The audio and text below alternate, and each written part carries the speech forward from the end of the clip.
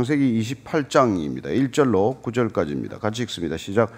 이삭이 야곱을 불러 그에게 축복하고 또 당부하여 이르되 너는 가나안 사람의 딸들 중에서 아내를 맞이하지 말고 일어나 밧단 아람으로 가서 내 외조부 부두엘의 집에 이르러 거기서 내 외삼촌 라반의 딸 중에서 아내를 맞이하라. 전능하신 하나님이 내게 복을 주시어 내가 생육하고 번성하게 하여 내가 여러 족속을 이루게 하시고 아브라함에게 허락하신 복을 내게 주시되 너와 함께한 내 자손에게도 주사 하나님이 아브라함에게 주신 땅 곧 내가 거류하는 땅을 내가 차지하게 하시기를 원하노라. 이에 이삭이 야곱을 보내매 그가 밧단 아람으로 가서 라반에게 이르렀으니 라반은 아람 사람 버두엘의 아들이요 야곱과 에서의 어머니 리브가의 오라비더라. 에서가 본즉 이삭이 야곱에게 축복하고 그를 밧단 아람으로 보내어 거기서 아내를 맞이하게 하였고 또 그에게 축복하고 명하기를 너는 가나안 사람의 딸들 중에서 아내를 맞이하지 말라 하였고 또 야곱이 부모의 명을 따라 밧단 아람으로 갔으며 에서가 또 본즉 가나안 사람의 딸들이 그의 아버지 이삭을 기쁘게 하지 못하는지라. 이에 에서가 이스마엘에게 가서 그 본처들 외에 아브라함의 아들 이스마엘의 딸이요 느바요의 누이인 마할랏을 아내로 맞이하였더라. 아멘. 우리는 이 결혼이라고 하는 것이 얼마나 중요한지를 이렇게 잊어버릴 때가 있어요. 결혼은 하나님께서 주신 가장 큰 축복의 하나입니다. 하나님께서 인간에게 주신 복은 이 재물의 복이 먼저가 아니에요. 우리는 복이라고 하면 자꾸 복을 물질적인 것, 뭐 돈과 쉽게 결부시키거나 또 인간이 가지고 있는 여러 가지 무슨 재원에 자꾸 주목을 하는데 복의 근원을 그런 데서 시작하면은 인생 문제가 안 풀리게 되어 있어요. 그래서 성경은 복이라는 것이 관계로부터 비롯된다는 것을 우리에게 일깨워주고 있습니다. 이 세상은 복의 출발점을 또한 나로부터 출발점을 삼지만 성경은 복의 근원을 하나님으로부터 시작하는 거예요. 하나님으로부터 시작된 복이 크고 넓겠습니까? 아니면은 자기 자신, 인간으로부터 시작된 복이 넓겠습니까? 하나님께서는 하나님으로부터 비롯된 복을 누리라는 것이고 결혼이라고 하는 제수도 창세기에 오면은 하나님께서 아담을 짓고 나서 우리가 누리는 삼위일체의 하나님의 관계의 복을 저 아담에게도 허락하자. 아담이 홀로 독처하는 것이 보기에 좋지 않으니 혼자 사는 것이 관계의 결핍으로 인한 부족감이 있으니 관계를 풍성하게 해주기 위해서 아내를 허락한 거란 말이에요. 그래서 부부간에 누리는 이 관계의 복을 놓치면은 인생의 모든 복이 이게 깨지기 시작하는 거예요. 그래서 결혼이 얼마나 중요한지를 요새 이 젊은이들이 자꾸 착각을 하는데 그 나좋으라고 결혼하는 게 아니란 말이에요. 어떤 관계여야 이게 하나님의 뜻에 합당한 관계가 되느냐. 그리고 그 관계를 통해서 누리는 복이 얼마나 큰 복이냐. 이걸 자꾸 잊어버리기 때문에 그 관계 속에서도 관계가 가지고 올 기꺼이 고작 무슨 열쇠 세계래나 이런 아주 재물의 축복만을 자꾸 생각을 하는데 그러다가 사실 어려움을 겪는 거죠.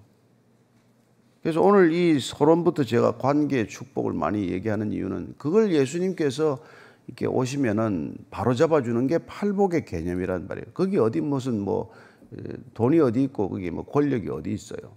에? 팔복이 뭔데? 복이 정리가 안 되면은 인생은 신앙생활이 헛거예요. 제일 첫째 복이 심령이 가난한 것. 마음이 가난해야 관계를 풍성하게 맺는단 말이에요. 욕심이 많으면 관계가 들어갈 틈이 없잖아요. 애통할 줄 알아야 관계가 깊어진단 말이에요. 온유해야 관계가 지속이 된단 말이에요. 의에 줄이고 목말라야 관계가 공의로워진단 말이에요. 긍휼을 베풀 줄 알아야 관계가 화평케 되는 것이고 또 마음이 청결해야 그 관계가 순수하고 성결하고 오래가는 관계가 되는 것이고 화평케 할 줄 알아야 사람이 그 관계가 이렇게 지속적으로 안정되는 것이고 궁극적으로 박해를 받을 수 있는 그런 능력이라야 깨진 관계를 회복시킬 줄 아는 사람이 된다. 그런 뜻이란 말이에요.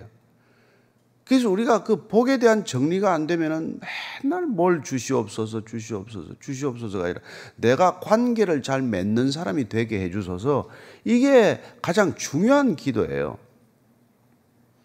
그래서 오늘 우리가 창세기에서부터 보면은 이 결혼의 문제를 가장 심각하게 다루는 거예요. 아브라함이 아들 이삭을 위해서 이 땅 가나안 땅에서 아내를 얻지 말고 하란 땅, 내 조상이 있는 땅에 가서, 내 가족들이 있는 땅에 가서 거기서 아내를 데려오라 하고 종을 보내는 이유가 뭐냔 말이에요. 그 이유는 한 가지예요. 여러분, 같은 믿음을 가지고 살아갈 수 있는 아내를 데려오라. 이게 종에게 주어진 미션 아니에요. 이제 오늘 이제 이삭과 야곱이 이제 어떤 문제 때문에 이 얘기를 나누게 되었냐? 이삭이 고집을 굳이 부리고 하나님께서는 태중부터 야곱을 택했지만, 그러나 아버지들 입장에서는 장자인 에서가 더 눈에 또 기특해 보이고 해서 축복하려고 했지만 마음대로 되냔 말이에요. 하나님이 정하신 것을 내가 마음대로 뒤집을 수 없구나. 이걸 깨닫는 게 이삭으로서는 굉장히 큰 신앙의 분기점이고 새로운 전환점이에요. 내가 아무리 에서를 축복하려고 해도 그게 내 뜻대로 안 되는 일이구나.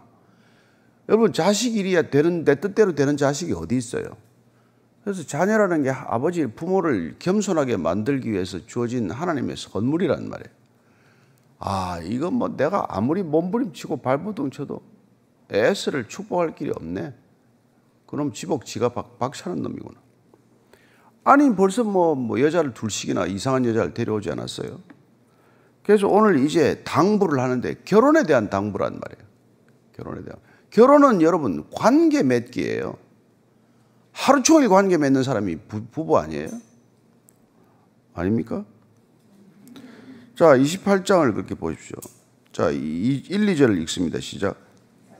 이삭이 야곱을 부려 그에게 축복하고 또 당부하여 이르되 너는 가나안 사람의 딸들 중에서 아내를 맞이하지 말고 일어나 밧단 아람으로 가서 내 외조부 부두엘의 집에 이르러 거기서 내 외삼촌 라반의 딸 중에서 아내를 맞이하라. 여기 가나안 땅에서 딸을 데려오지 마라. 근데 왜 이삭한테는 이 얘기를 안 했냐?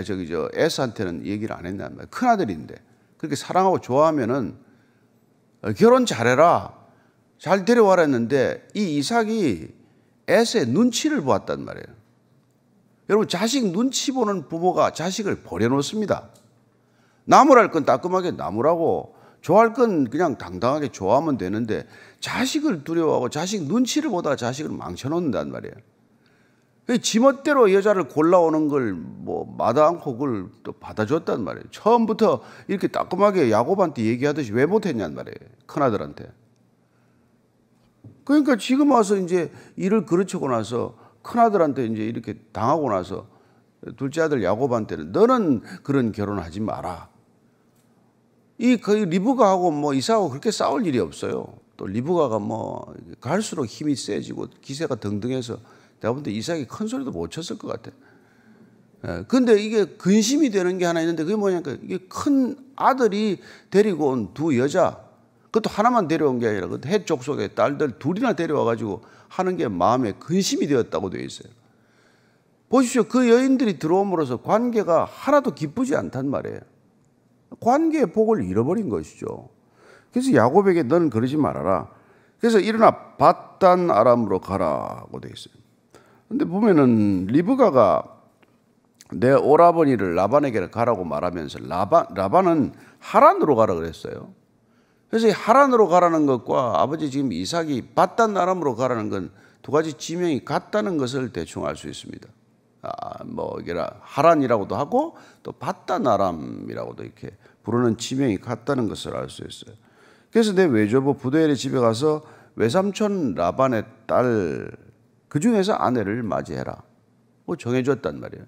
여러분, 왜 결혼을 부모가 이렇게 제한하느냐? 이렇게 지금 요새 시대야 다 뭐 자녀들이 따지겠죠. 그러나 여러분, 결혼은 처음부터 제한, 제약, 한계를 정하는 일이에요. 한 남자가 한 여자를, 한 여자가 한 남자를 택하는 것 자체가 스스로 제한을 가하는 일이란 말이에요. 그 이후로는 내가 다른 어떤 여자도, 다른 어떤 남자도 관심을 안 가지는 자유를 누리기 위해서 한 여자를 택하는 제약, 제한을 스스로 자초하는 일이 결혼이란 말이에요. 그래서 오늘날 자유를 이게 잘못 생각하는 사람들은 결혼 안 한단 말이에요. 난 자유롭게 살고 싶다. 그게 자유에 대한 오해란 말이에요.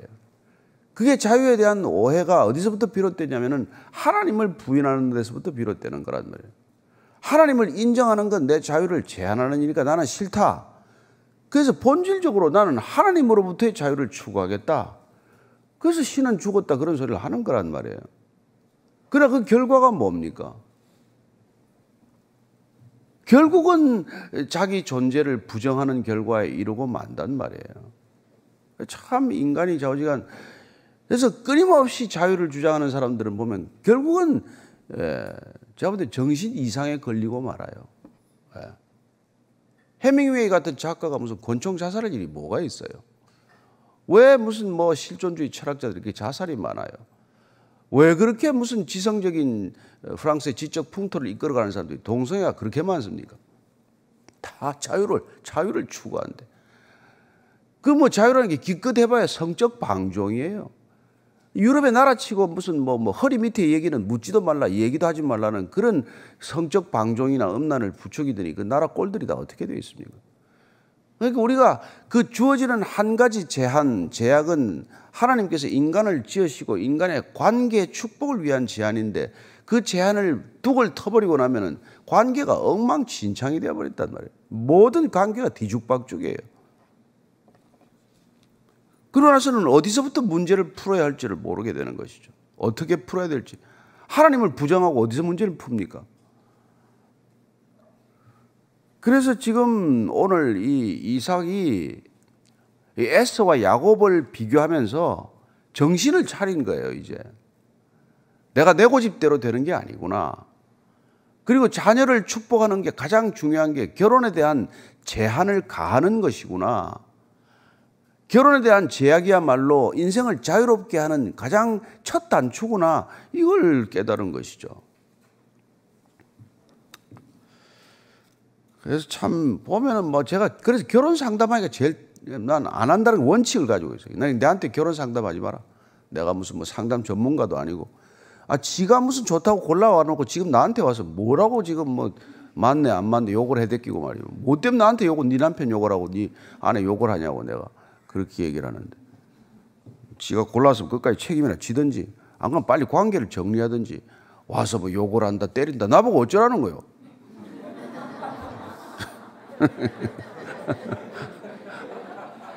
다 상담이 그래. 와서 때린대 때리고 맞을 때는 왜 갔어? 좀 달아보고 좀 기다리고 가지. 그러니까 좀 테스트를 해보고 가야 되는데 말이에요. 이 남자가 말이에요. 그냥 말 몇 마디에 속고 가진 거 다 보니까 무슨 차 타고 나온 것도 빚이고 보니까 다 빚이더만. 알고 보니까 알거지래. 그건 나보고 어떡하라고 알거지인데. 참 진짜. 그 인간이 그렇게 어리석어요. 뭐에 그러냐면 씌면은 말이에요. 눈에 꺼풀이 씌어가지고 그냥 달려가고 좋다고. 날 잡아놓고 나보고 결혼 주례해달라 그러면서 어떡하라는 거예요. 네. 내가 보면은 저 오래 못 가는 게 눈에 보이는데 이제 그만두라 그럴 수도 없고 날 잡았다 그러는데 참 이 결혼이 말이에요. 일생이 눈앞에 펼쳐질 거 아니에요. 보이면 눈에 훤해 10년, 20년 어떻게 살게 될 건지 말이에요. 그러니까 정말 한 믿음을 가지고 산다는 것. 여러분 믿음이란 신뢰관계예요. 신뢰관계란 트러스트 캐피탈이에요. 신뢰 자본이에요. 그것보다 큰 돈이 없어. 믿고 살 수 있는 것보다 큰 돈이 없다고. 그만큼 큰 자본이 없어요. 근데 그거는 잘 무시하고 그건 잘 모르고 맨날 얼마 통장에 얼마 있냐 무슨 집이 있냐 없냐 차가 무슨 차냐 이런 거나 따지고 있으니 그거 나중에 다 일단 눈앞에 없어질 것들인데. 그래서 오늘 보니까 이제 정신을 차린 거예요. 이삭이 딸 둘이 데리고 온 거 보니까 하나도 기쁘지 않거든. 그러니까 너는 제발 좀 가서 이왕 너는 지금 가는 길에 거기 가서 거기서 결혼을 잘해오라 이 얘기예요. 자, 3절부터 5절까지 시작. 전능하신 하나님이 내게 복을 주시어 내가 생육하고 번성하게 하여 내가 여러 족속을 이루게 하시고 아브라함에게 허락하신 복을 내게 주시되 너와 함께 내 자손에게도 주사 하나님이 아브라함에게 주신 땅 곧 내가 거류하는 땅을 내가 차지하게 하시기를 원하노라. 이에 이삭이 야곱을 보내며 그가 밧단 아람으로 가서 라반에게 이르렀으니 라반은 아람 사람 부두엘의 아들이요 야곱과 에서의 어머니 리브가의 오라비들이요. 여기 보니까 전능하신 하나님 엘샤다이 하나님이 또 나와요. 그래서 이삭이 지금 이 창세기 17장에 처음 나오는 하나님의 이름 전능하신 하나님을 다시 한번 기억하게 된단 말이에요. 아, 하나님이 전능하신 분이고 나는 내 아들을 내 마음대로 축복할 수 없는 인간이구나. 이걸 대비되는 것을 느꼈단 말이에요. 아, 하나님은 마음은 먹고 작정하신 것을 반드시 이루시는 능력이 있는 분, 나하고는 비교할 수 없는 전능하신 하나님이고 우리는 아무 능력이 없구나. 네게 복을 주셔서 내가 생육하고 번성하게 하여 내가 여러 족속을 이루게 하고 다 이게 아브라함에게 주었던 축복이란 말이에요. 하나님이 인간에게 주신 축복이에요 원래. 그래서 이걸 허락하신 복을 자 여기 내게도 주시되 너와 함께 내 자손에게도 다 줘라. 이게 지금 앞에 말이죠. 창세기 27장에 이삭이 에서인 줄 알고 야곱을 축복했던 것과는 범위가 넓어진 축복이라는. 아, 이게 하나님이 주신 복은 너 개인에게 주는 축복을 넘어서서 복이 확장되어서 내 자손에게까지 이어지는 축복이어야 한다. 부모에게 주어진 축복이 반드시 자녀에게 이렇게 전수되어야 한다. 예. 우리는 우리만 복 받기 위해 이 길 가는 게 아니잖아요. 이 복이 자녀들에게, 이웃에게 복이 확장되도록 하기 위해서 우리가 이 길을 가는 거란 말이에요. 예. 그래서 이게 지금 이제 이삭이 눈을 뜬 거란 말이에요. 예, 이제 야곱인 줄 알고 축복하는 거 아니에요? 이 에서인 줄 알고 착각하고 축복하는 게 아니란 말이에요. 이 제정신 차리고 축복하는 거예요. 그래서 보니까 아니 야곱만이 아니라 하나님께서 택하신 아브라함, 이삭, 야곱 그 뒤에 후손들에게까지 이 복이 이렇게 전수되어야 한다.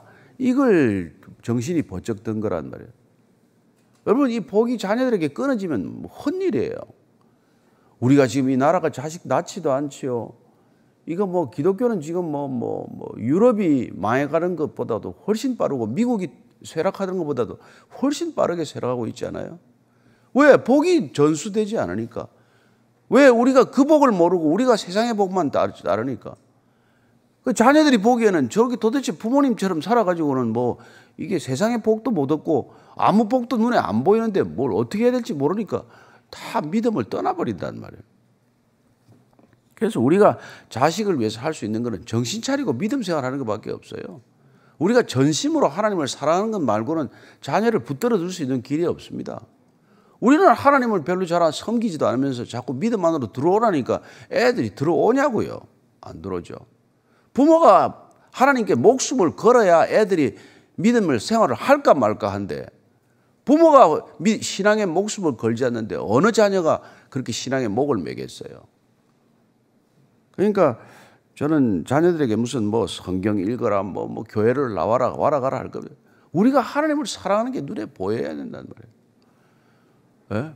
그래서 왜 가업이 전해집니까? 부모가 전심으로 그 일을 사랑하면 자녀들이 그 일을 따라오게 돼 있어요. 그런데 우리는 그 일하면서 다 싫어해. 입에다 달고 해. 너는 이 일 하지 마라. 식당을 하나 해도 너는 식당 하지 마라. 공무원이 되면 자식은 너는 공무원 하지 마라. 그나마 그 직업 하라는 게 보니까 의사나 내 자식 의사 하라 그러고 되게 그래서 사자 들어가는 직업이나 자식 보고 하라 그러지. 안 그러면 하지 말라 그런단 말이에요. 그러나 여러분 그렇지 않잖아요. 부모가 그 일을 정말 사랑하고 하면은 자녀들이 어려서부터 그 일을 사랑하는 부모를 보고 그 일을 따라가게 돼 있어요. 너는 하지 마라 하라 할 것도 없어요. 그래서 국물 하나 곰탕 국물 내는 게 3대 걸린다 그런 얘기를 하는 거죠. 저는 정말 하나님을 우리가 사랑하고 우리가 하나님을 신뢰하고 하나님을 전심으로 믿으면 하나님이 어떻게 우리 부모를 이끌어 가시나 그걸 자녀들이 보면은 따라오게 되어 있단 말이에요. 그죠? 자, 6절입니다. 시작. 에서가 본즉 이삭이 야곱에게 축복하고 그를 밧단 아람으로 보내어 거기서 아내를 맞이하게 하였고 또 그에게 축복하고 명하기를 너는 가나안 사람의 딸들 중에서 아들을 맞이하지 말라 하였고 또 야곱이 부모의 땅을 따라 밧단 아람으로 갔으며 에서가 또 본즉 가나안 사람의 딸들이 그의 아버지 이삭을 기쁘게 하지 못하는지라. 여기 보니까 지금 에서가 이제는 지난번에는 자기 모르는 사이에 야곱을 자기인 줄 알고 축복하더니 이제 자기 눈앞에서 번연히 야곱을 축복하는 걸 봤단 말이에요. 그래서 속이 뒤집혀진 거죠. 그래서 에서가 본즉 보니까 지금 아버지가 이게 야곱을 축복하는데 어마어마한 축복을 한단 말이에요. 그래서 밧단 아람으로 가서 아내를 맞아라. 너는 가나안 사람 딸들 중에 하지 마라. 그러니까 이거 내가 아버지하고 관계가 어디서 빗나갔나? 나는 왜 야곱 동생하고 다른 인간이 되었나? 이걸 가만히 생각해 본 적 내가 결혼을 잘 못했구나. 왜냐하면 이게 보니까 부모의 명을 따라서 갔는데 야곱이 갔는데 에서가 또 보니까 가나안 사람의 딸들이 아버지 이삭을 기쁘게 하지 못하였다. 아버지 이삭이 내 아내들을 싫어하는구나. 아이고 이놈도 참 눈치도 없는 놈이지. 어떻게 아버지가 싫어하는지 좋아하는지 인지합니까? 아버지가 이제 데리고 온 아내 둘을 싫어하는구나. 이걸 뒤늦게 이제 깨달은 거란 말이에요. 그래서 그럼 아버지를 어떻게 기쁘게 할꼬? 그래가지고 결정한 게 뭐예요? 이스마엘에 가서 그 이스마엘의 딸이요 느바요의 누이인 마할랏을 또 아내로 맞이해요. 여러분 이삭이 제일 싫어하는 사람이 누군데? 이스마엘이요. 그 쫓겨나지 않았습니까? 하갈하고 같이. 이삭이 젖을 떼는 날 큰 잔치를 열었는데 이스마엘이 놀리다가 희롱하다가 쫓겨났단 말이에요. 그러니까 이삭과 이스마엘이 길이 달라졌단 말이에요. 그런데 기어이 또 이 에서는 이 헷 속의 딸들이 우리 아버지 마음에 안 드는구나. 아버지 싫어하는구나. 그럼 아버지가 누구를 좋아할꼬? 그래야 또 찾아간 게 또 이스마엘의 딸을 또 데리고 온단 말이에요. 그것도 세 번째 아내로. 그러니 뭐 정말 참 보니까 진짜 참 이 에서가 고생길에 접어들었어요. 근데 왜 이런 일이 생겼냐? 여러분 우리가 다 사는 게 이래요. 늘 우리가 이게 사람을 기쁘게 하려다가 인생이 빗나간단 말이에요. 하나님을 기쁘게 하는 삶을 살아야 인생의 정리가 되는데 사람을 기쁘게 하는 건 그 부모라고 할지라도 인생이 여러분 잘 펴지질 않아요. 부모를 기쁘게 하기 위한 인생. 그거 하다 나중에 후회한 사람이 얼마나 많은데. 세계 챔피언이 되고 나서도 부모하고 결별하는 사람이 있더만. 아버지 이제 됐습니까? 그 유명한 테니스 선수가 있잖아요. 아버지가 그렇게 원하니까 세계 테니스 정상에 오르더니 그날로 테니스 꺾어버렸어요. 더 이상 안 하겠다. 아버지 서울대학 가는 걸 그렇게 원합니까? 대학 입학하다 입학고시 합격 통지서 받고 아파트에서 뛰어내리는 아들이 있더만. 여러분 부모를 기쁘게 하는 인생을 살려고 하면 안 된단 말이에요. 우리 자녀가 나를 기쁘게 하도록 살아가서는 안 된다. 이거 우리가 부모가 확실히 알아야 돼요. 우리 자녀들이 하나님을 기쁘시게 하는 삶을 살아야 그 관계의 축복을 모두 누리지 나를 기쁘게 하는 걸 하면 그 아이가 나를 기쁘게 하는 인생의 기준점을 가지고 살다가 다른 사람을 불쾌하게 만드는 인생, 기쁘게 만들지 않는 인생이 된단 말이에요. 그러니까 점점 인생이 좁아져요. 그래서 요새 집에서 자란 애들 보면 전부 부모를 기쁘게 하고 부모가 자녀를 기쁘게 하다가 밖에 나가서 사회 적응력을 다 잃어버린 애들을 만들어가지고 사회에 배출한단 말이에요. 이게 얼마나 슬픈 일입니까? 부모가 하나님을 기쁘시게 하는 삶을 살면 자녀가 그 기준을 따라 살고 하나님을 기쁘게 하는 삶을 살게 하기 위하면 그 인생은 처음부터 공적인 삶으로 살기 시작을 해서 어디를 내놓아도 그 사회를 유익하게 하는 인생이 될 텐데 부모가 자기를 기쁘게 하는 아이를 만들더니 어디 가도 자기 자신밖에는 모르는 애를 만들어 놓는단 말이에요. 그래서 저는 우리가 이 신앙생활이라는 게 얼마나 큰 축복이냐. 왜? 얼마나 넓은 관계의 축복이냐. 또한 얼마나 높은 관계의 축복이냐. 또한 얼마나 깊은 관계의 축복이냐. 이걸 늘 생각하시면 우리는 더 이상 바랄 게 없다. 그래서 여호와가 나의 목자여서 나는 부족함이 없다. 이런 고백을 하는 거예요. 나는 이미 영원히 아버지의 거처에 사는 사람이다. 이런 놀라운 고백을 하게 되는 거란 말이에요. 그래서 여러분들이나 저나 이 신앙의 길을 가면서 우리가 누리는 게 본질적으로 이 관계의 복이라는 것을 우리가 안다면 재물의 복은 점점 작아질 것이고 우리가 어떤 관계를 맺고 살아야 할 것인가. 결론이 주님께서 가르쳐 주신 하나님의 나라와 그 의를 먼저 구하라. 그리하면 그 모든 것을 내가 너희에게 더하리라. 이 약속이 가슴속에 쑥 들어오게 돼요. 그래서 우리는 나누고 나누어주고 섬기고 섬겨주고 퍼주고 퍼주어도 가난해지지 않는 삶을 살게 된단 말이에요. 저는 여러분들이 그런 복을 누리게 되기를 바랍니다. 그런 복이 부부 관계에서부터 시작되기를 바랍니다. 부부지간도 뭐 딴 것 참 딴 주머니 차고 서로 얼마 있는지 비자금을 숨기고 이러지 마시고 부부간에도 정말 모든 것을 공유할 수 있는 그런 관계의 복을 누리셔서 그걸 보고 자란 아이들이 우리 부모처럼 결혼 좀 일찍 하고 싶다. 그런 생각을 갖게 만들어야 돼요. 우리 부모를 보니까 나는 도저히 동성간에는 결혼하기가 어렵겠구나. 이런 생각을 가져야지.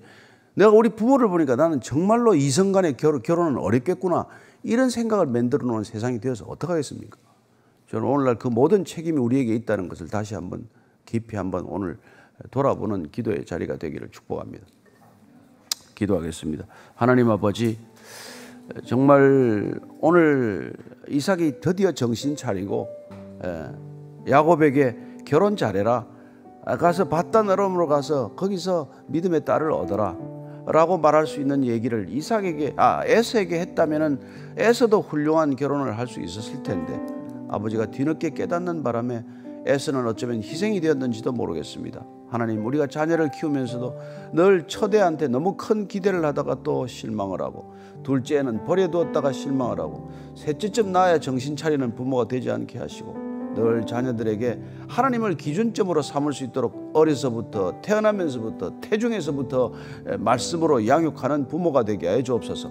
일생 동안 우리가 믿음의 외길 곧게 걸어가면서 자녀들이 좌로나 우로나 눈 팔지 않고 하나님을 향해 걸어갈 수 있는 믿음의 자녀들로 양육하는 부모가 되게 하시고 그렇게 살아내는 부모의 사랑이 되게 하여 주옵소서.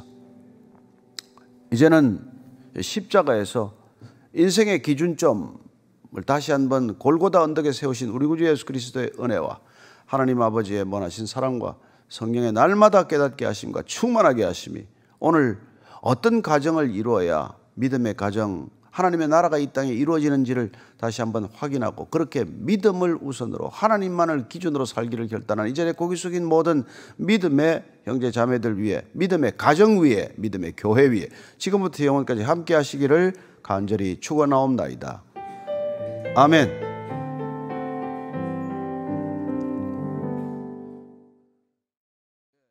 창세기 28장 10절에서 22절까지입니다. 같이 읽습니다. 시작. 야곱이 브엘세바에서 떠나 하란으로 향하여 가더니 한 곳에 이르러는 해가 진지라.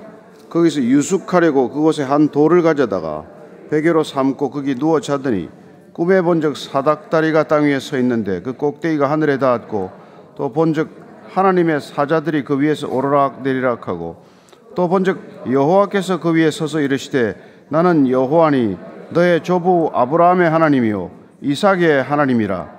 내가 누워있는 땅을 내가 너와 내 자손에게 주리니 내 자손이 땅에 티끌같이 되어 내가 서쪽과 동쪽과 북쪽과 남쪽으로 퍼져나갈지며 땅의 모든 족속이 너와 내 자손으로 말미암아 복을 받으리라.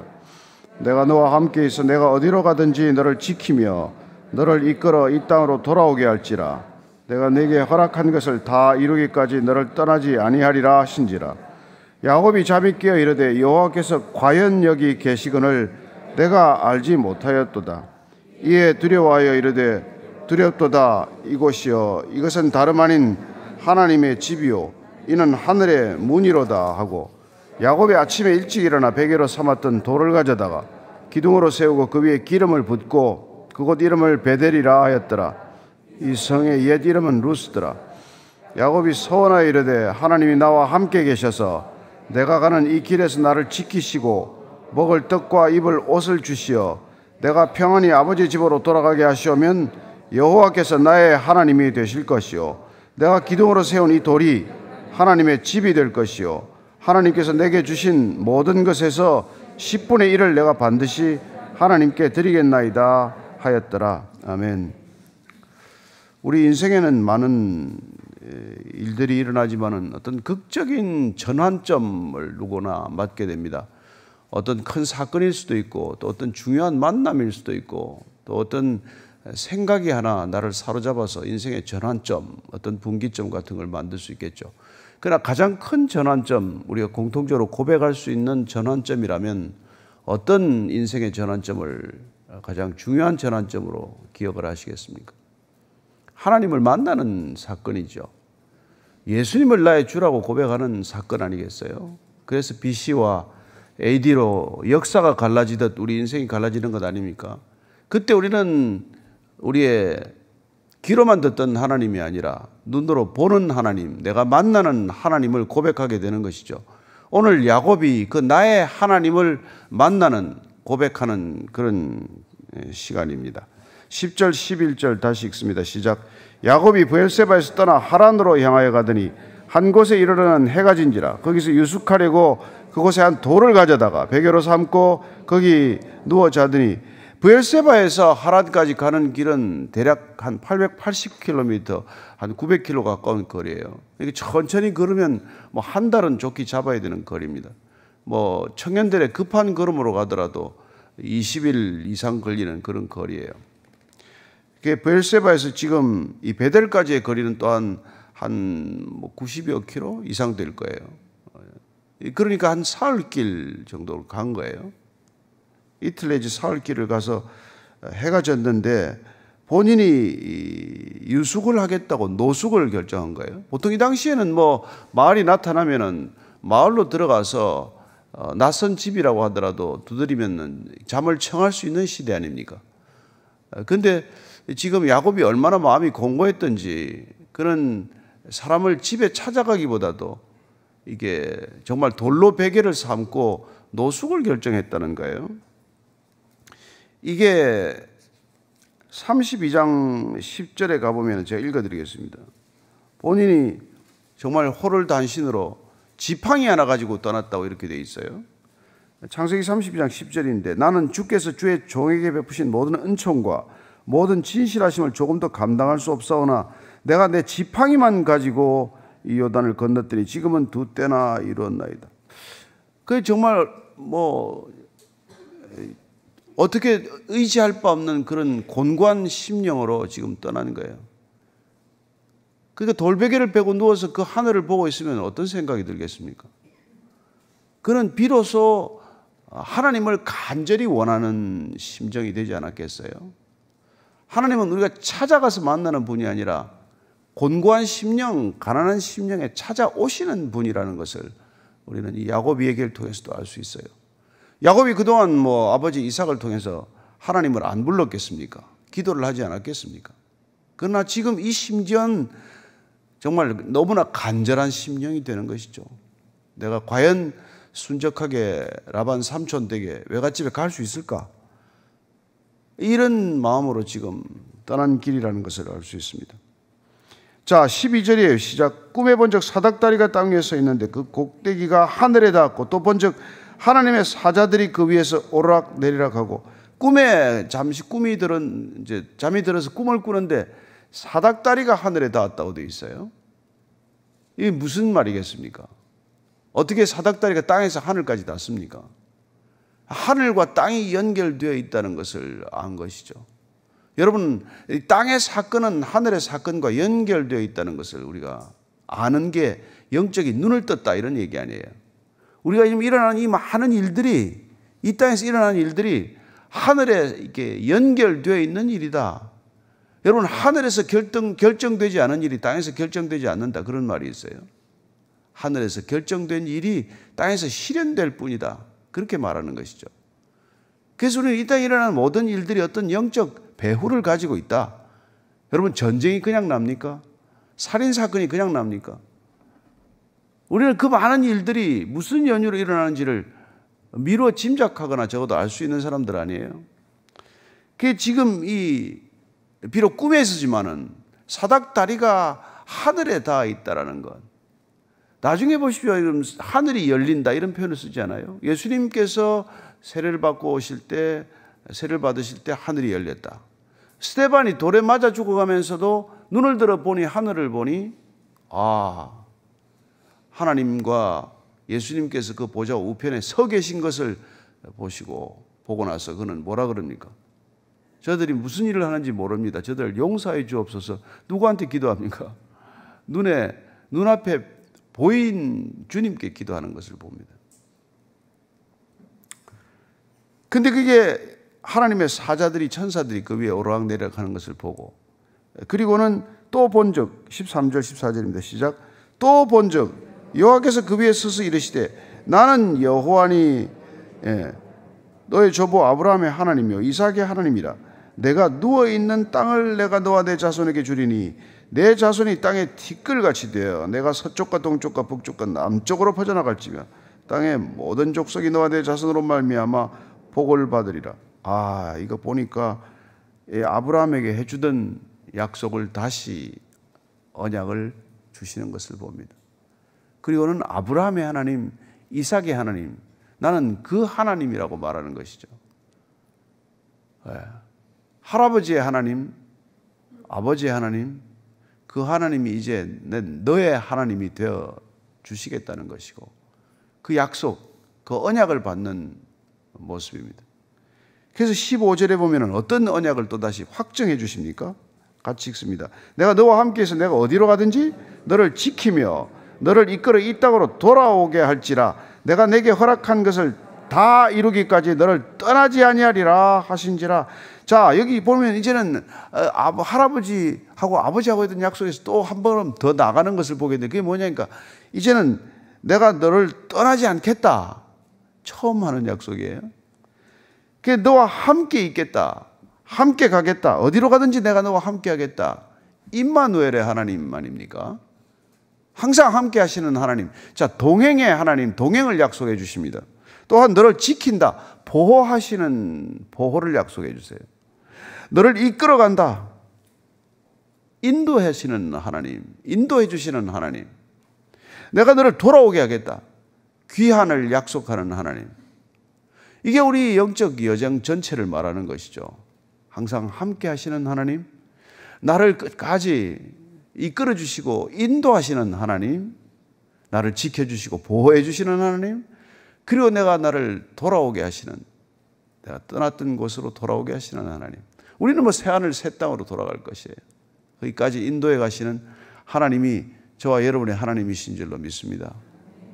그 하나님 때문에 우리가 염려가 없는 것이고 걱정을 거치는 것이고 새로운 꿈과 비전으로 달려가는 것이죠. 그러니까 지금 야곱이 그는 형을 속여서 장자권을 빼앗았어요. 아버지가 장자에게 하는 그 축복의 기도도 가로챘어요. 그러나 얻은 게 뭡니까? 형이 죽여버리겠다는 위험만 돌아왔어요. 아니, 장자권도 빼앗고 축복 기도도 받았지만 현실은 뭡니까? 집을 떠나야 하는 그런 절박한 상황을 만난 것이죠. 내 힘으로 무언가를 얻고자 하고 내 힘으로 모든 복을 얻고자 했을 때 그는 지금 맞닥뜨린 상황은 집을 떠나야 했고 부모를 떠나서 외갓댁으로 가야 하는 이 서글픈 여정이 시작이 된 것밖에 없다는 것입니다.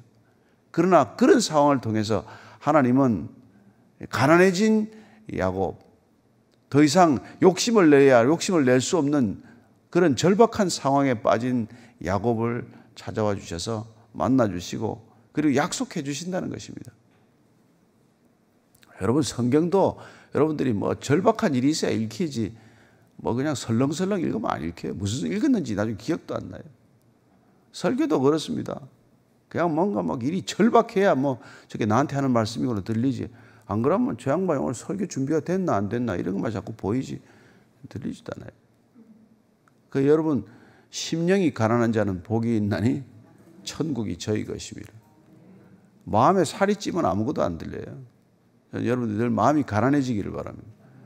야곱이 마음이 가난해졌더니 그렇게 하나님께 모든 걸 얻고자 했던 걸 하나님께서 와서 내가 내 상급이다, 내가 내 보증이다, 그렇게 말씀해 주시는 것이죠. 자, 16절입니다. 시작. 야곱이 잠이 깨어 이르되 여호와께서 과연 여기 계시거늘 내가 알지 못하였도다. 아, 하나님이 과연 여기 계시구나.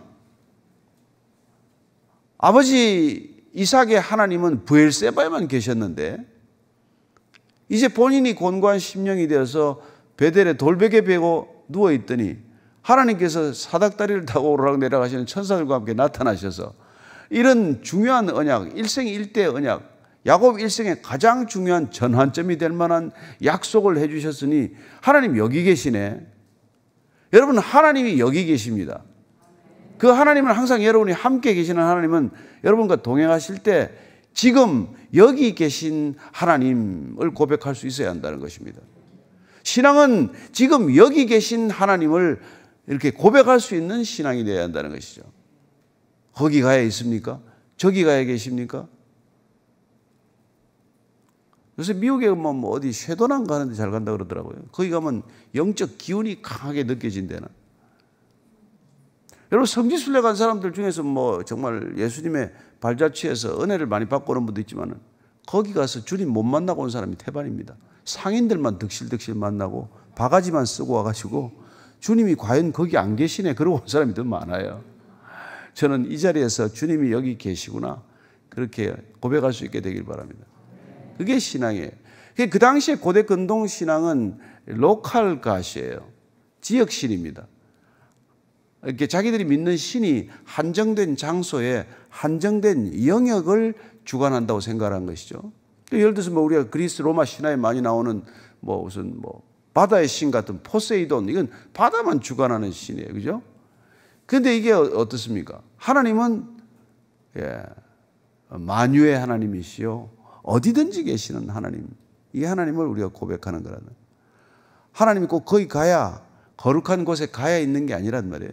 예수님께서 사마리아 우물가에 오셔서 그 여인을 만나서 예배에 궁금한, 예배에 목마른, 하나님의 목마른 한 여인을 만나서 과연 어디에 하나님이 계신가, 어디에서 예배를 드릴 수 있나, 그걸 말씀해 주신 게 요한복음 4장 우리 20절 21절 말씀 아닙니까?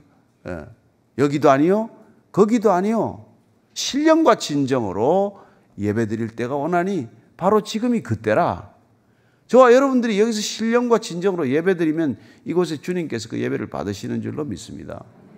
예루살렘 성전도 아니요 그리심 산당도 아니요 주님을 만나고자 하는 거룩하고 깨끗한 심령으로 주님 앞에 발 앞에 무릎 꿇으면 그곳이 곧 예배의 처소가 될 줄로 믿습니다. 성전을 지어야 되는 것도 아니요 성전이 거룩해야 한다고 무슨 뭐 대단한 돈을 들여야 하는 것도 아니요 여러분의 골방이 저는 예배당이 될 줄로 믿고 여러분들이 예배드리고 여러분들이 간절히 기도하는 것이 주님이 임재하시는 곳이 될 줄로 믿습니다.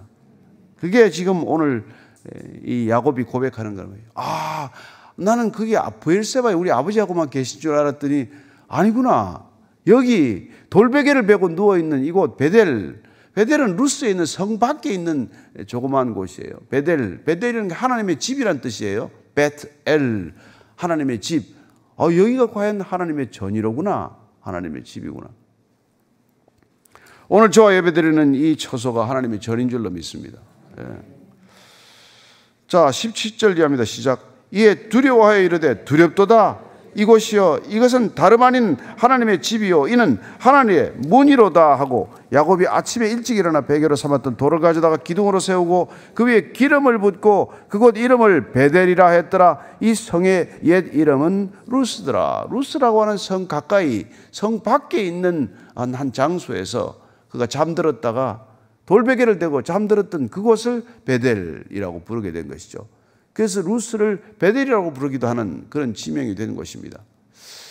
저는 여러분들이 예배 드리는 그곳이 바로 베델, 하나님의 집, 하나님의 전이 되기를 바랍니다. 왜 성전을 따로 지어야 합니까? 성전에서 뭐 이상한 일들이 일어나면 그게 성전이겠습니까? 성전에서 하나님이 하나님의 대접을 못 받으면 그것이 어찌 성전이겠습니까? 그러나 저는 여러분들이 여러분의 집에서 여러분이 예배드리는 곳에서 하나님을 간절히 만나고 하나님께 간절히 기도하고 하나님께 전심으로 예배드리면 베델, 하나님의 전이 될 줄로 믿습니다. 예수님께서는 예루살렘 성전을 보고 감탄하는 제자들에게 돌 위에 돌 하나 남기지 않고 다 무너질 것이다. 그 감탄할 성전이 아니다. 내가 사흘 만에 성전을 일으키리라. 주님께서 그렇게 말씀하시지 않습니까? 주님께서는 이 땅에 우리가 짓는 성전을 허물러 오셨습니다. 우리를 성전 삼으러 오셨습니다. 우리를 교회로 지으시기 위해 오셨습니다. 이 땅에 교회라는 건물을 짓기 위해 온 것이 아니라 교회라는 사람을 짓기 위해 오신 것입니다. 저와 여러분이 성전인 줄로 믿습니다. 우리가 성전입니다. 우리가 교회입니다. 이게 믿음의 고백인 것이죠. 자, 20절 이해합니다. 시작.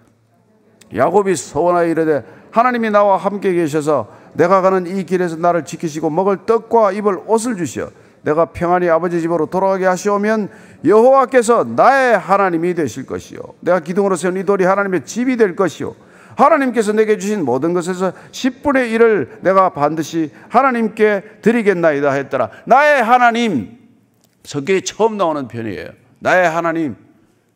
성경 전체를 통해서 나의 하나님이 70여 차례 나옵니다만 처음 나오는 나의 하나님이라는 표현이에요. 나의 하나님이 되는 것, 그게 신앙이에요. 그게 전환점이에요. 그게 인생의 가장 극적인 인생의 분기점, 갈림길이 되는 것입니다. 여러분들이 언제 나의 하나님으로 고백하셨습니까? 여러분, 우리 아버지 부모의 하나님이 아니고 누구의 하나님이 아니라 나의 하나님을 만나는 것, 나의 하나님을 고백하는 것, 그게 여러분 그래야 인생의 결론이 난 거예요. 문제가 해결된 것입니다. 이제 더 이상 두렵지 않은 것이죠. 이제는 죽음도 두렵지 않고, 이제는 실패도 두렵지 않고, 이제는 질병도 두렵지 않고, 병이 와도 병이 왔나 보다. 갈 때 되면 가겠지. 안 가면 가면 되지. 그렇게 되는 거죠. 나의 하나님, 모세가 나의 하나님을 언제 고백합니까? 홍해를 건너고 노래를 부르면서 말이죠. 구원의 하나님, 나의 하나님을 고백하여. 룻기로 가면 룻이 언제 고백합니까? 시어머니 나오미가 너는 모압 족속으로 돌아가라. 아니, 어머니의 하나님이 나의 하나님이 되시고, 그러지 않습니까? 그리고 가장 나의 하나님이 많이 나오는 게 시편이에요. 거의 70여 차례 중에서 35번이 전부 시편에 집중되어 있습니다. 나의 구원이시여, 나의 방패시여, 나의 산성이시여, 나의 하나님. 그래서 다윗의 시편을 많이 읽는 거예요. 나의 하나님을 그토록 많이 고백한 사람이 없습니다. 늘 환난 가운데, 고난 가운데, 쫓기며 위기 속에 있었기 때문에 그는 언제나 나의 하나님이 아니고서는 출구가 없는 거예요. 나의 하나님, 저와 여러분의 하나님, 그 하나님이 오늘도 여러분을 지켜주실 줄로 믿으시기 바랍니다. 우리가 주님 앞에 서는 날까지 그분과 함께 갈 것이요, 그분과 함께 동행하는 아름다움을 마음껏 누리시기를 바랍니다. 여러분, 돈 좀 있고 없고 중요하지 않아요. 여러분, 뭐 차, 큰 차, 작은 차, 새 차, 헌 차, 그게 중요하지 않습니다. 하나님과 함께하는, 하나님과 동행하는 그 하나님이 나의 하나님이라고 고백할 수 있다면 여러분 전부를 가진 것입니다. 세상보다 더 크신 일을 가진 것입니다. 그분이 우리 안에 계시면 저와 여러분들은 더 이상 걱정, 근심하지 않습니다. 드레핀 백합화가 근심을 합니까? 공중에 나는 새가 걱정을 합니까? 무슨 입을 집을 걱정합니까?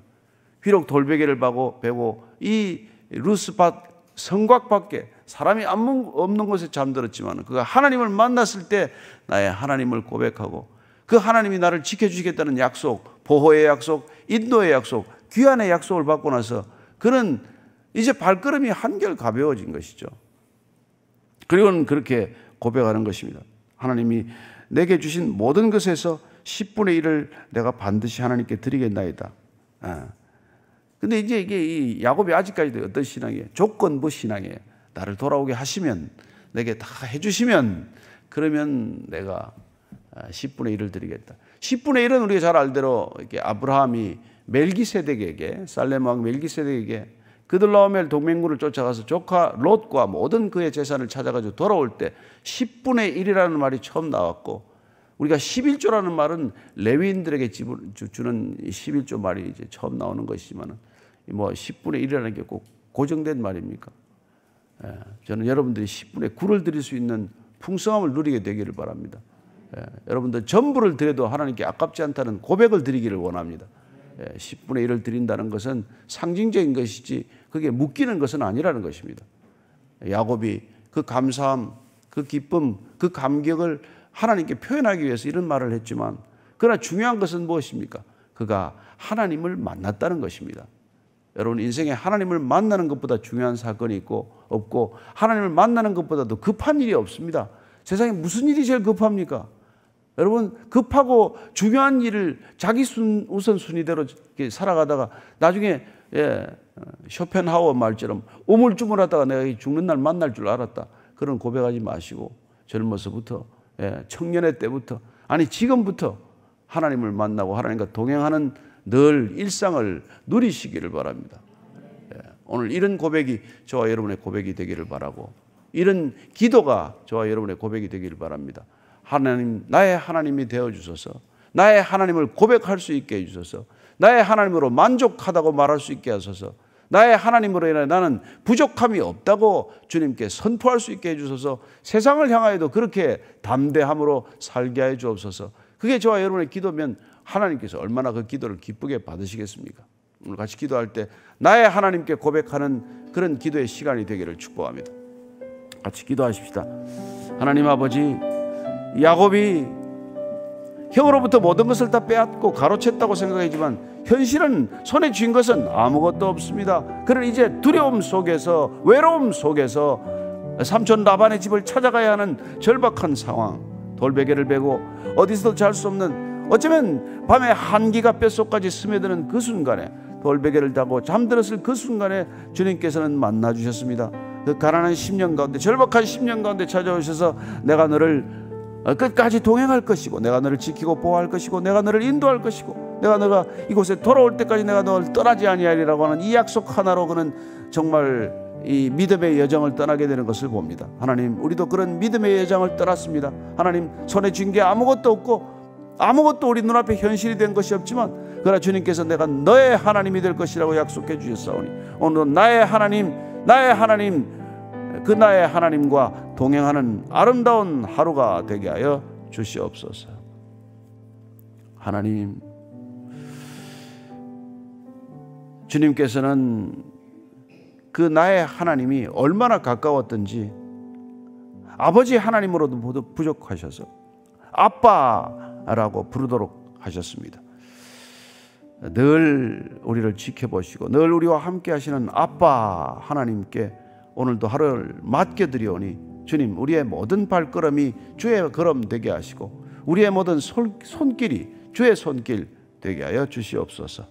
이제는 십자가에서 나의 하나님을 고백하도록 우리를 돕기 위하여 나의 하나님 어찌하여 나를 버리십니까? 절규하셨던 우리 구주 예수 그리스도의 은혜와 예수님께서 버림받고 우리를 얻기 위하여 그 피와 그 물을 쏟아줄 때까지 지켜보셨던 하나님 아버지의 무한하신 사랑과 날마다 그 사랑에 메인 바 되고 묶인 바 되어서 나의 하나님을 고백할 수 있도록 우리를 이끌어 가시는 성령님의 충만케 하심이 오늘 하루도 염려와 걱정으로부터 온전히 벗어나서 가벼운 발걸음, 기쁜 발걸음, 아름다운 발걸음 옮기기를 원하는 이제 고개 숙인 모든 믿음의 형제 자매들 위해 지금부터 영원까지 함께 하시기를 간절히 축원하옵나이다. 아멘.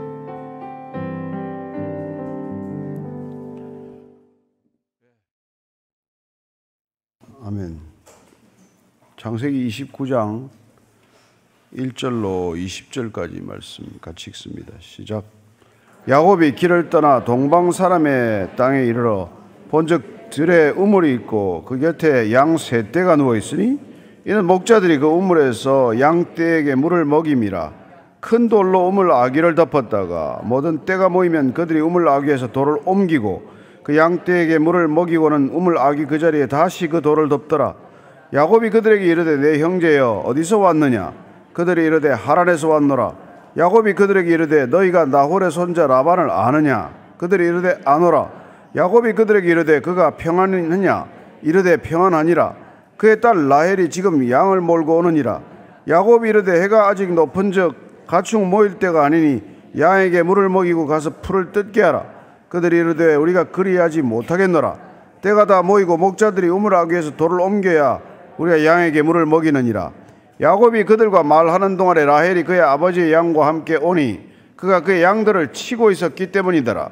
야곱이 그의 외삼촌 라반의 딸 라헬과 그의 외삼촌의 양을 보고 나아가 우물아귀에서 돌을 옮기고 외삼촌 라반의 양떼에게 물을 먹이고 그가 라헬에게 입 맞추고 소리내어 울며 그에게 자기가 그의 아버지의 생질이요 리브가의 아들됨을 말하였더니 라헬이 달려가서 그 아버지에게 알림해 라반이 그의 생질 야곱의 소식을 듣고 달려와서 그를 영접하여 안고 입 맞추며 자기 집으로 인도하여 드리니 야곱이 자기의 모든 일을 라반에게 말하며 라반이 이르되 너는 참으로 내 혈육이로다 하였더라. 야곱이 한 달을 그와 함께 거주하더니 라반이 야곱에게 이르되 내가 비록 내 생질이나 어찌 그저 내 일을 하겠느냐. 내 품삯을 어떻게 할지 내게 말하라. 라반에게 두 딸이 있으니 언니의 이름은 레아요 아우의 이름은 라헬이라. 레아는 시력이 약하고 라헬은 곱고 아리따우니 야곱이 라헬을 더 사랑하므로 대답하되 내가 외삼촌의 작은 딸 라헬을 위하여 외삼촌에게 7년을 섬기리이다. 라반이 이르되 그를 내게 주는 것이 타인에게 주는 것보다 나으니 나와 함께 있으라. 야곱이 라헬을 위하여 7년 동안 라반을 섬겼으나 그를 사랑하는 까닭에 7년을 며칠같이 여겼더라. 아멘. 우리가 뭐 야곱이 길다란 상황을 한번 같이 여행을 한다고 쳐봅시다. 뭐 그 당시에 뭐 내비게이터가 있습니까? 지도가 있습니까? 사실 지형을 따라가는 거리 그 길이고 또 중간중간 마을이 나타나야 길을 찾아갈 수 있는 것이고 또 사람들을 만나서 길을 물어가면서 갔겠죠. 정말 뭐 한 1000km 가까운 이 길을 가면서 불안하기 그지없는 그런 길 아니겠습니까? 우리가 뭐 먼 길 떠나서나 또 깊은 산 중에서 제일 무서운 게 짐승이 아니라 사람이라는 말을 하지 않아요? 그러니까 참 불안하던 시대 때 여행이니까 어쩌면 그 마음속에 늘 하나님을 품지 않고서는 가기 어려운 길을 떠난 것입니다. 자, 근데 오늘 보니까 목적지에 이렇게 뜻밖의 잘 도착을 했어요. 1, 2, 3절입니다. 시작. 야곱이 길을 떠나 동방 사람의 땅에 이르러 본즉 들에 우물이 있고 그 곁에 양 세 떼가 누워 있으니 이는 목자들이 그 우물에서 양떼에게 물을 먹임이라. 큰 돌로 우물 아귀를 덮었다가 모든 떼가 모이면 그들이 우물 아귀에서 돌을 옮기고 그 양떼에게 물을 먹이고는 우물 아귀 그 자리에 다시 그 돌을 덮더라. 야곱이 길을 떠났다고 되어 있는데 뭐 정확히는 발을 들어서 옮겼다라는 것인데 그게 이제 여행을 하는 우리의 모습을 그렇게 표현한 것이죠. 우리가 발을 들어서 자꾸 옮기면 뭐 여행이 되는 것이죠. 가다가 동방 사람의 땅에 이르렀다고 되어 있는데 뜻밖의 동방 사람의 땅이 나와요. 근데 욥기에 보면은 욥이 동방 사람이라고 되어 있죠. 그래서 이게 메소포타미아 지역을 이르는 말이고 당시 아람 지역을 말하는 것으로 그렇게 볼 수 있습니다. 근데 이 우물이 또 나타났습니다. 이 우물이 나타나면 옛날에 모든 사건이 우물 중심으로 일어난다는 것을 우리가 기억을 해요. 우물 곁에 사람들이 모이게 됐고 사람들이 모이면 이 말 저 말이 오고 가고 그게 어떻게 보면은 우리가 보면 정보의 교류요 또 서로 간의 뭐 안부나 소식을 확인하는 것이요 늘 거기서 무슨 이 커뮤니케이션이 일어난단 말이에요. 그 우물이라는 게 대단히 중요한 거예요. 오늘날로 치면 뭔가요? 그 뭐 옛날에 싸이월드란 게 있더니 요새는 그걸 뭐라 그러지? 하여튼 거기 모여가지고 뭐 이런저런 쓸데없는 소리도 하고 그러지 않아요? 어쨌든 우물가에서 무슨 일들이 일어나고 또 남녀가 거기서 만나서 또 이게 뭐 또 눈이 맞기도 하고 이런 일들이 일어났단 말이에요. 그래서 우리가 이렇게 뭐 아브라함이 이삭의 아내를 얻어줄 때도 아브라함의 종이 우물가에서 또 뭐 십보라가 또 모세를 우물가에서 이렇게 또 만나더니 오늘 또 야곱이 라헬을 여기서 만나는 장소가 돼요. 근데 이제 야곱의 모습을 조금 지켜볼 필요가 있는데 야곱이라는 사람이 어떻게 조금씩 변해가냐. 아니 하나님께서는 야곱을 어떻게 믿음의 사람으로 변화시켜 가느냐. 이거를 우리가 쭉 한번 이제 추적을 해보는 것이죠. 야곱, 움켜쥐는 자. 우리는 다 어떻게 움켜쥐는 자에 가깝지 않습니까?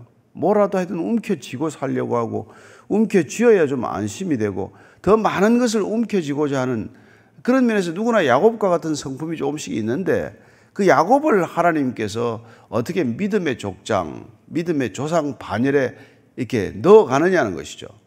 그래서 아브라함의 하나님, 이삭의 하나님, 거기에 야곱의 하나님은 어떻게 야곱을 그 하나님의 자녀답게 만들어가느냐 하는 모습을 우리가 한번 주의 깊게 살펴볼 필요가 있다는 것입니다.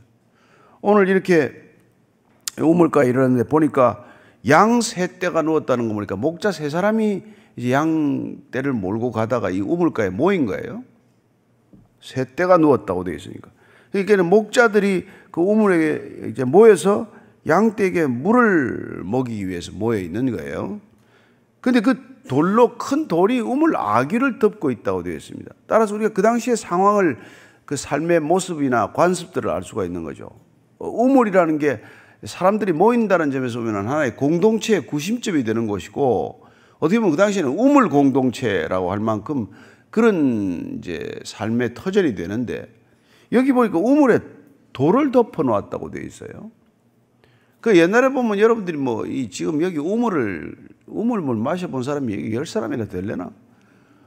우물 길어본 사람이 아마 없을 거예요. 근데 우물 두레박이 이제 이렇게 있고 심지어는 이제 두레박이 없이 만들어서 그 두레박은 가지고 와서 줄에다가 끼워서 이제 이걸 하기도 하고 이랬어요. 그 말은 곧 그 우물이 소중한 자산, 공동체 자산이기 때문에 누구나 그걸 사용할 수 있도록 만들지는 않아요.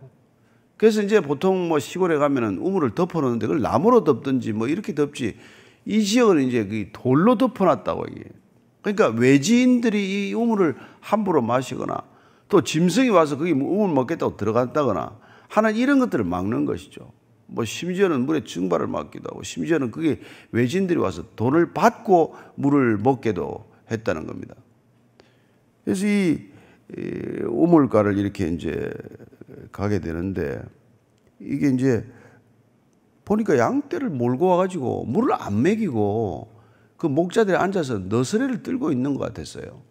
제가 보니까 와서 이제 잡담이 나고 앉아가지고 여러분 중동 사람들 가서 보면 진짜 게을러 빠졌거든요.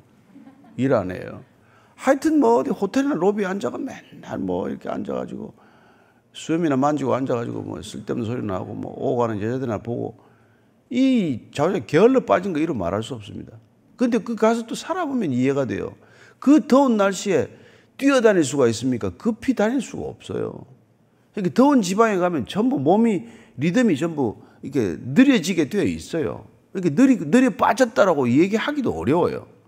그 더운데 뭐 이렇게 숨가쁘게 다니는 사람이 한 사람도 없단 말이에요. 그 이제 모여가지고 돌 우물을 덮어놓고 이제 있는데 문제는 야곱의 지금 이 낯선 나그네 아닙니까? 근데 야곱이 지금 태도를 한번 보십시오. 4절, 5절, 6절이에요. 시작. 야곱이 그들에게 이르되 내 형제여 어디서 왔느냐? 그들이 이르되 하란에서 왔노라. 야곱이 그들에게 이르되 너희가 나홀의 손자 라반을 아느냐? 그들이 이르되 아노라. 야곱이 그들에게 이르되 그가 평안하냐? 이르되 평안하니라. 그의 딸 라헬이 지금 양을 몰고 오느니라. 야곱이 돌베개를 베고 잘 만큼 어떻게 보면 사람들을 조금 피하고 조심스럽게 움직이는 모습을 보였는데 오늘 이 우물가에서 뜻밖의 이 낯선 목자들을 만나더니 본인이 직접 다가가서 먼저 말을 붙이고 내 형제여 어떻게 보면 조금 사람이 조금 대담해졌나? 뭐 그런 걸 못 느끼셨어요? 그래서 이게 본인이 적극적으로 이제 물어보는 거예요. 하란에서 왔다. 그래서 야 그러면 하란에서 왔으면 지금 모르니 하란을 찾아가는데 얼마나 지금 딱 맞닥뜨린 거예요. 그래서 저는 두 가지 이 야곱의 마음 가운데 생각이 떠올랐을 것입니다. 하나님께서 나와 함께 하시는 것이 맞구나. 하나님께서 나와 동행하시는구나. 그리고 하나님께서 내가 목적으로 가시는 길을 이렇게 잘 인도해 주시는구나. 하나님이 드디어 나를 이곳에 이르게 하셨구나. 이런 생각을 갖게 한단 말이에요. 외지에 무슨 우리가 무슨 내비게이터에 목적지에 500m 앞, 300m 앞 이게 아니잖아요. 지금 왔는데 이거 어떻게 딱 라반의 사람 라반을 안다. 그리고 마침 또 라헬이 그 딸이 지 아버지 저기 그걸 양떼를 몰고 온다. 지금은 우리가 이런 정보를 들으면 그러나 보다 그러지만은 이게 이때 소름 끼치는 사건이란 말이에요. 어떻게 내가 여기서 이렇게 딱 맞닥뜨릴 수가 있지? 그런 거죠. 예. 평안하냐? 평안한데 마침 라반의 딸이 양을 몰고 오고 있다는 거예요. 자, 거기까지는 좋았어요. 좋은데 7절 이하 야곱의 또 태도를 한번 보십시다. 실제 시작. 야곱이 이르되 해가 아직 높은즉 가축 모일 때가 아니니 양에게 물을 먹이고 가서 풀을 뜯게 하라. 그들이 이르되 우리가 그리하지 못하겠노라. 때가 다 모이고 목자들이 우물 아귀에서 돌을 옮겨야 우리가 양에게 물을 먹이느니라. 야곱이 그들과 말하는 동안에 라헬이 그의 아버지의 양과 함께 오니까 그의 양들을 치고 있었기 때문이다. 자, 여기가 아주 재미있는 대목인데 야곱이 지금 이 우물가에 와가지고 처음 보는 목자들한테, 목자들이 거칩니다. 되게 이게 양떼를 돌보다 오면은 맹수들하고 직접 부딪히는 때도 있고 다 지팡이를 가지고 다니는, 이 지팡이와 막대기가 무기예요. 그러니까 이게 패싸움을 하기가 좋거나 이게 자기 방어를 위해서 이게 시비를 잘 거는 수 있단 말이에요. 근데 이 사람이 야곱이 지금 이들한테 가서 야, 지금 해가 아직 중천인데 지금 한참 양들에게 풀을 뜯게 해야 될 시간이 아니냐. 근데 지금 모여가지고 이렇게 노닥거리고 얘기나 하고 있으면 어떡하냐. 빨리 물을 먹이고 가서 양들에게 풀을 더 뜯게 하라. 그래야 양들이 살도 찌고 먹을 만큼 먹고 그러지 않냐.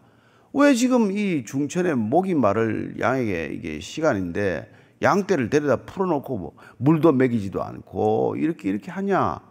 이런 간섭을 한 거란 말이에요. 이러다가 잘못하면 맞아요. 다른 데 가서. 그랬더니 이 친구들이 야, 네가 뭔데 그런 얘기를 하냐. 우리는 그렇게 못한다. 네가 내보고 양떼를 물 먹여라 말아라 할 처지가 네가 뭐가 그렇게 된다고 그런 얘기를 하냐. 이런 뉘앙스란 말이에요. 우리는 그렇게 안 한다. 우리는 다 모여서 이 근처에서 양떼 먹이다가 요 시간쯤 다 모여가지고 다 모이게 되면은 그럼 우리가 이 무거운 돌을 혼자 왜 드냐? 여러 사람이 모여서 무거운 돌을 옮기고 그리고 이제 우리가 양에게 물을 먹이는 게 우리 관습인데 네가 뭔데 와서 지금 낮에 지금 해가 지금 이렇게 위에 떠 있는데 물을 먹이란 말을 하냐? 그런 얘기란 말이에요. 그래서 여러분 야곱이 어떤 사람이었어요? 아버지 이삭 밑에 있을 때 형 에서 눈치를 보고 살던 친구 아니에요? 그리고 어머니 표현을 따르면 조용히 집에 앉아가지고 무슨 이렇게 외향적이거나 적극적이거나 활동적인 성격이 아닌 걸로 우리가 알잖아요. 근데 지금 와서 이 낯선 동네 와가지고 간섭해서는 안 될 사람들한테 왜 이런 얘기를 하냔 말이에요. 이 야곱이 달라진 모습이 안 보입니까? 관심이 없구만. 여러분 야곱이 달라졌어요. 이 지금 어떤 일의 필요가 보인단 말이에요. 지금 일해야 될 시간이야. 니네들 모여가지고 지금 우물가에 앉아서 얘기나 하고 있을 시간이 아니야. 지금 이 양들이 가장 왕성하게 풀을 뜯어야 할 시간이고 우물가에 왔으면 빨리 물을 먹여가지고 이 낮에 해가 더 있을 때 풀을 더 뜯게 해야 돼. 그래야 양이 살이 오르지. 이런 생각들이 쭉 스쳐가는 거예요. 그러니까 지금 그렇게 게으르면 안 돼 하는 생각이 있단 말이에요. 그런 생각은 할 수 있어요. 그러나 낯선 사람한테, 처음 보는 사람한테 이런 얘기를 하는 건 대담한 얘기란 말이에요. 저는 이게 야곱이 베델 사건을 경험한 믿음이 가져다 준 변화된 모습이다 이 말이에요. 여러분 사람이 하나님을 만난다는 게 뭐예요? 신앙을 갖게 된다는 게 뭡니까? 새로운 에너지가 생기는 거예요. 그냥 못 지나가는 거예요. 문제가 있으면 문제를 그걸 해결하고 가야 되겠다는 생각이 드는 거란 말이에요. 이 사람들은 관례적으로 여기 모여서 그냥 얘기는 하는 게 늘 일상이니까 삶의 이 리듬을 깨고 싶지 않은 거예요. 뭐 그들은 뭐 이따가 또 친구들 오면 얘기 좀 하다가 다 모이면 야, 다 왔냐? 저기 뭐 새돌이 뭐 개돌이 다 왔냐?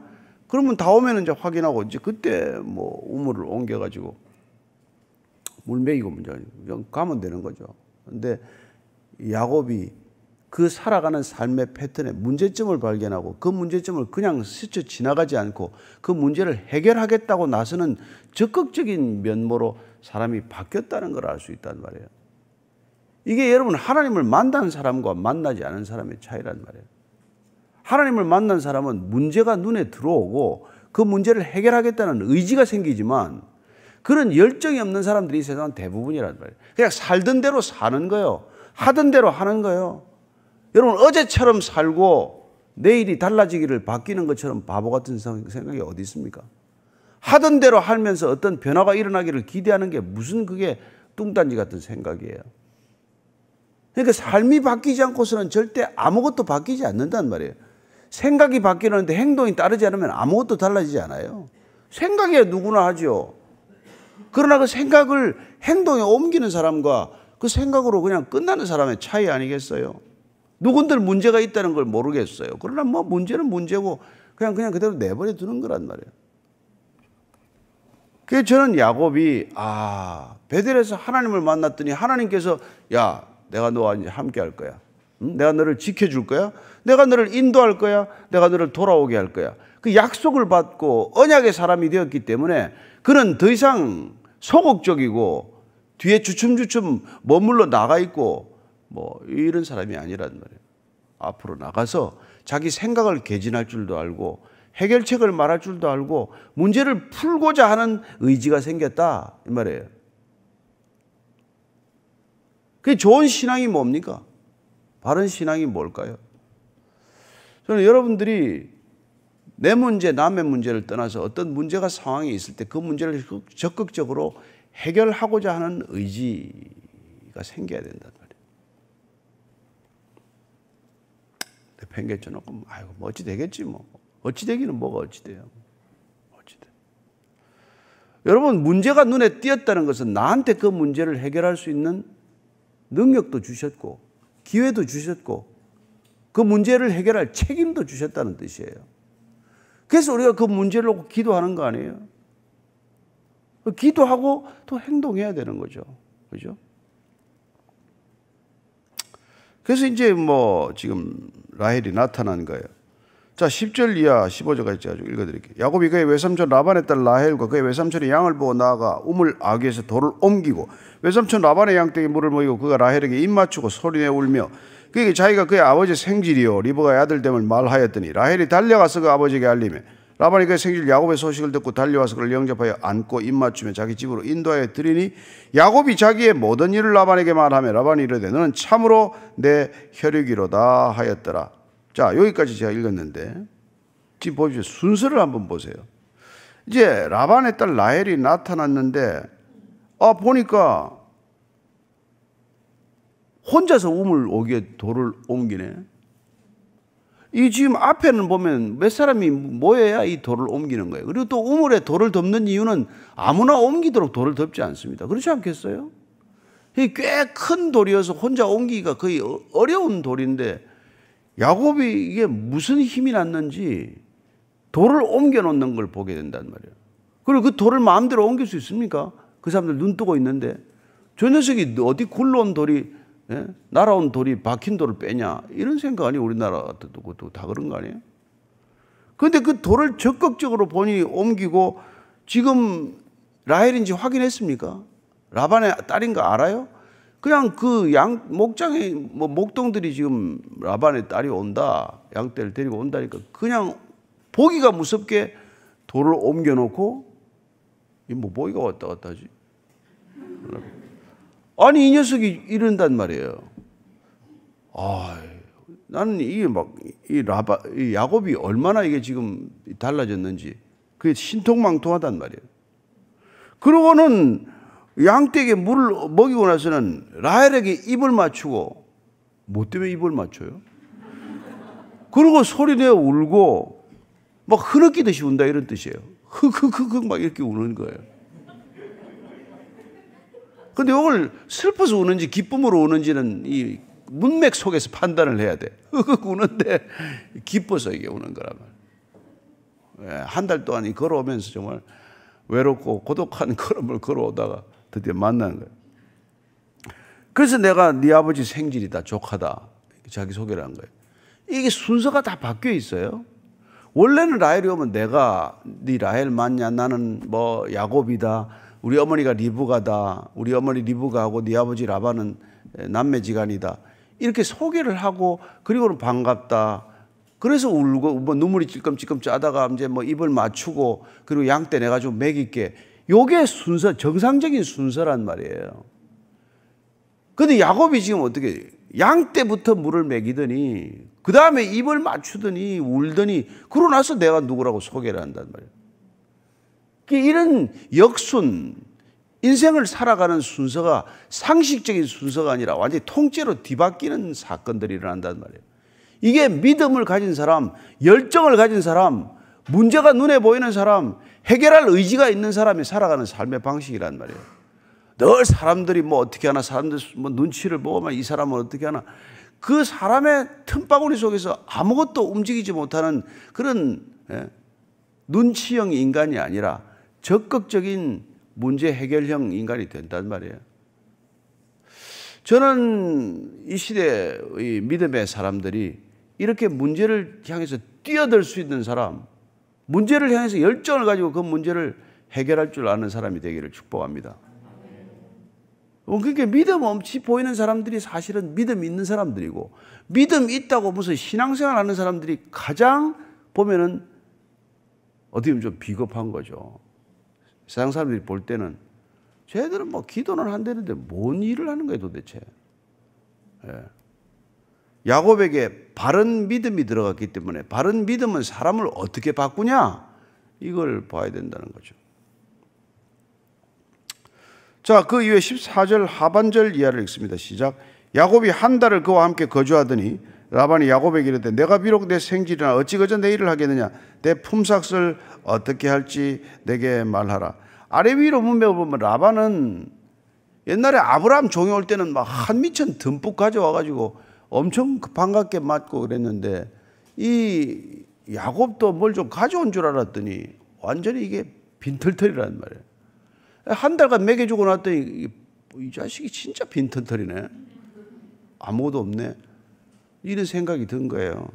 그래서 말은 품삯 얘기일 거예요. 조카간에 무슨 품삯 얘기 왜 하겠습니까? 그런데 이게 이제 본격적으로 부려먹겠다는 뜻이란 말이에요. 옛날에 품삯은 하루아치를 줬어요, 이 시대는.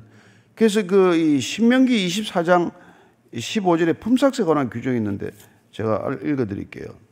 24장 15절. 그 품삯을 당일에 주고 해진 후까지 미루지 말라.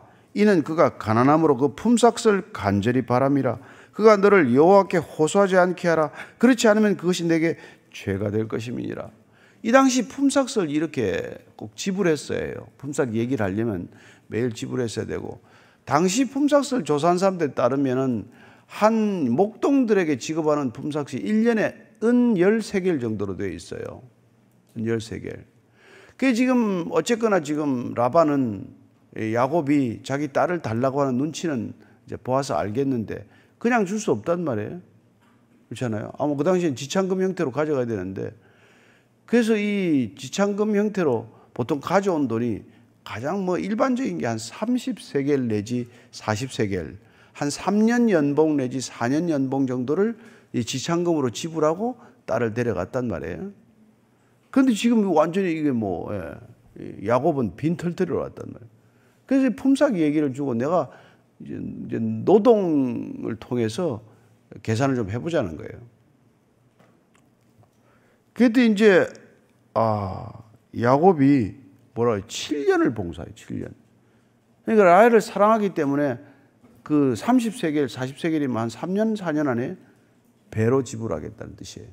내가 라헬을 위해서 통상적으로 받는 거 임금 반만 받아도, 아니면 남이 주는 것보다 난 배로 나는 이 라헬을 위해서 일하겠다는 거예요. 그랬더니 19절 20절이에요. 시작. 라반이 이르되 그를 내게 주는 것이 타인에게 주는 것보다 나으니 나와 함께 있으라. 야곱이 라헬을 위하여 7년 동안 라반을 섬겼으나 그를 사랑하는 까닭에 7년을 며칠같이 여겼더라. 자, 보십시오. 자기가 직접 외삼촌한테 내가 7년 봉사하겠습니다. 그런데 7년 연봉을 다 주는 거란 말이에요. 일해주고 그냥 안 받는 거니까. 그래서 이 7년 동안 이제 무임금으로 일하는 거랑 마찬가지죠. 라헬을 위하여. 근데 라헬을 사랑했기 때문에 사랑하는 까닭에 7년을 며칠같이 수일처럼 여겼다. 며칠처럼. 저는 이게 여러분 이 사랑하며 살아야 될 이유예요. 여러분 사랑하며 살면 힘들지 않습니다. 한 가지 단점이 시간이 빨리 간다는 거예요.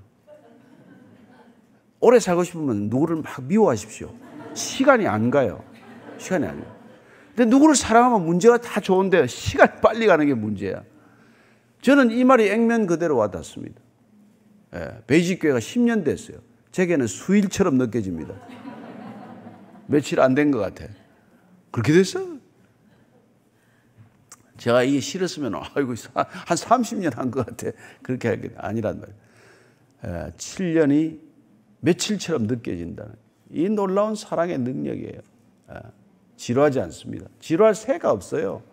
저는 여러분들이 정말 하루 눈 뜨고 나서 하루 종일 부지런히 움직이고 말이죠. 들어오면 그냥 내 또 나가고 싶은 생각이 또 가득 나고 말이죠. 그렇게 뭘 좀 이렇게 사랑하면서 좀 하십시오. 아유, 골프는 그렇게 열심히 연습하면서 그런 열정으로 성경을 열심히 보시고 또 일을 열심히 하듯이 성경도 또 열심히 보고 뭘 한 가지 열심히 하는 사람은 다른 것도 열심히 해요.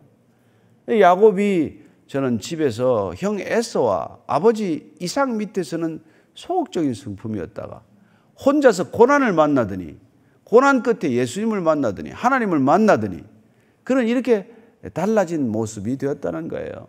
적극적인 사람이 되고 그리고 문제를 해결하고자 하는 의지가 있고 사랑하는 사람을 위해서 헌신하고 희생하는 것 하나도 아깝지 않고 그리고 7년 동안 보수 없이 일했지만 며칠처럼 느껴지는 이런 생애가 시작이 됐다는 것입니다.